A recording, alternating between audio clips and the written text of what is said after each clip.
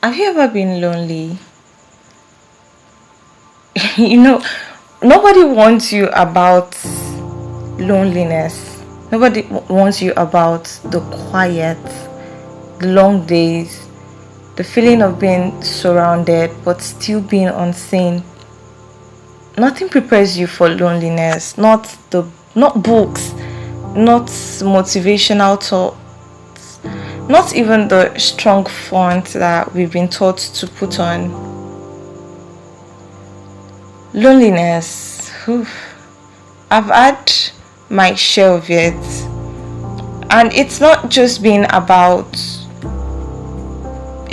about being physically alone. It's feeling misunderstood, feeling unsupported, or just emotionally disconnected.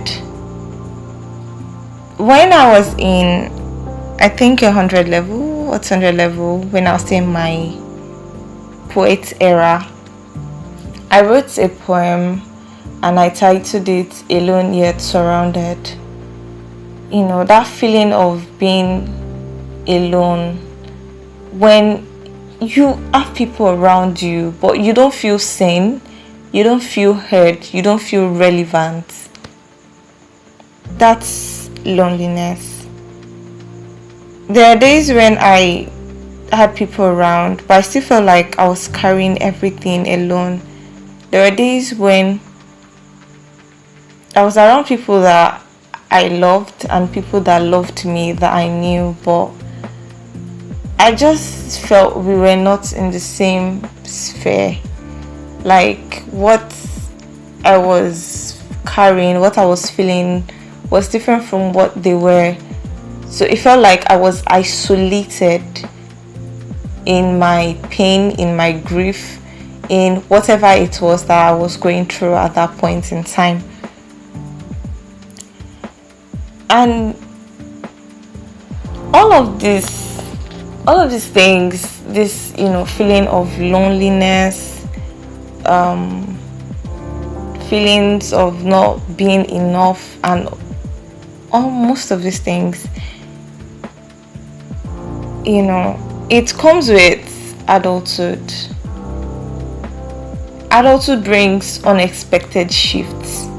For instance, you're moving away, maybe to school or career related, moving away, losing friendships, heartbreak, or even personal growth when you start creating boundaries and cutting off from things that no longer work for you.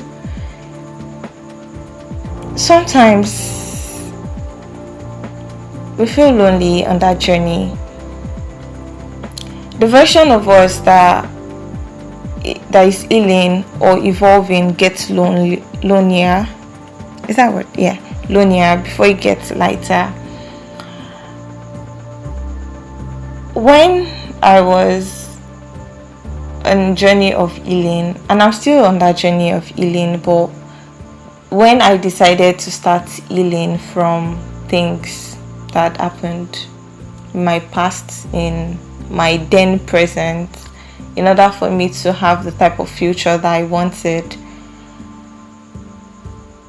I was lonely a lot because I had to sit with myself, and I really could not tell a lot of people I was going through or was going through my head at that point. So I just had to sit with myself. I had to think for myself, what do I want? How do I go about this? Why did I make this decision? How has this decision affected me? All of that, being your own therapist. So it was hard and it was lonely. It was a very lonely journey, but it was one I needed to take for myself. And now that I have gone through all of that, it feels lighter.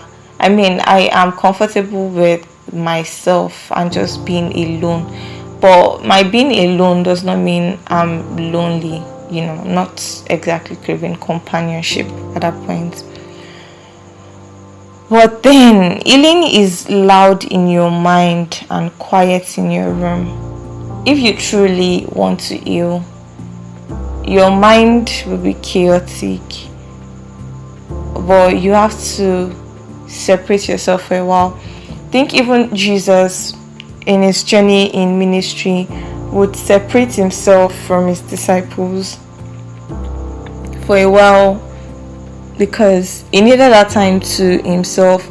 And I want to believe that that time was for personal growth, just, realigning himself to the things he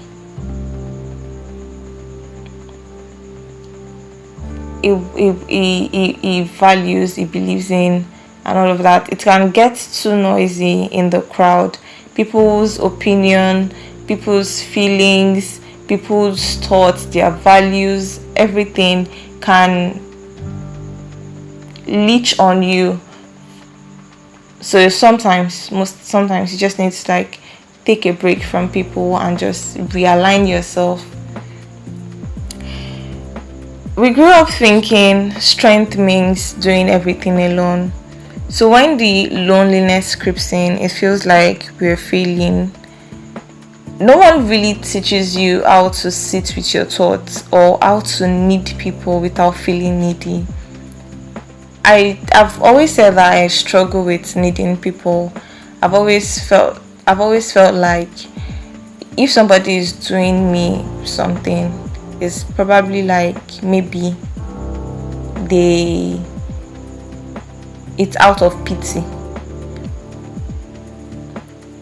So I struggle with needing people, and part of it is because sometimes I feel like they're just doing it because they want to have an advantage over me, so that I feel like I owe them. Have I grown out of it? Maybe not. But now I can, talk to people that I need help.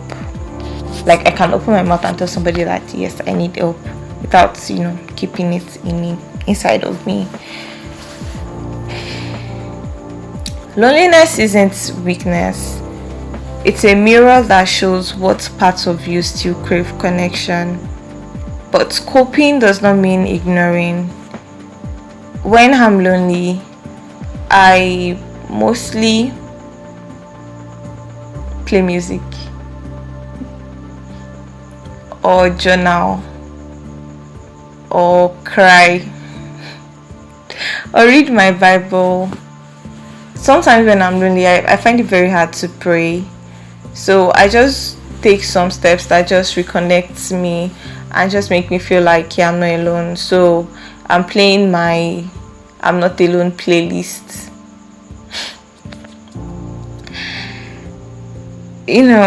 Sometimes I talk to someone that I trust. So I'm just like, yeah, this is where I'm at right now. This is what is going on. I feel like this. I feel like this.